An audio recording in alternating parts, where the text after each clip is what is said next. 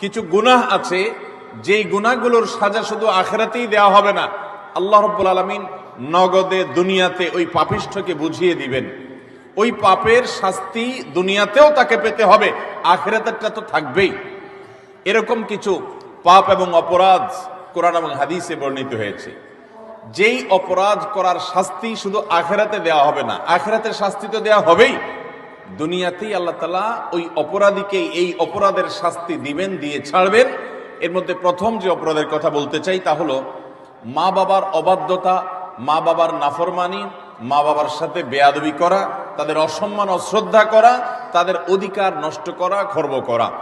এটা এমন একটা অপরাধ, এই অপরাধের শাস্তি আল্লাহ শুধু আখিরাতে দিবেন তা নয়, ওই নরাধমকে, মা বাবার অবাধ্য এবং নাফরমান সন্তানকে আল্লাহ তাআলা দুনিয়াতে তার এই পাপের প্রায়শ্চিত্ত ভোগ করানো ছাড়া মৃত্যু দিবেন না। মা বাবার নাফরমানি এর শাস্তি দুনিয়াতে নগদ দেওয়া হবে, আখিরাতটা তো আছেই। সেটা কখনো কখনো হতে পারে তার অবাধ্য সন্তানকে দিয়ে তাকে আল্লাহ তাআলা শাস্তি দিবেন, সেটা যেমন হতে পারে।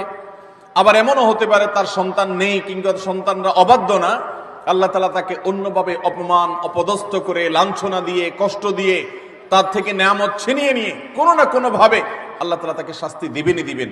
তবে হ্যাঁ, যেই কোনো অপরাধের পর যদি কোনো মানুষ আল্লাহর কাছে তওবায়ে নাসুহা করে, খাঁটি অন্তরে তওবা করে, লজ্জিত হয়, মাফ চায়, ফিরে আসে, তার কথা ভিন্ন, আল্লাহ তাআলা তাকে মাফ করবেন।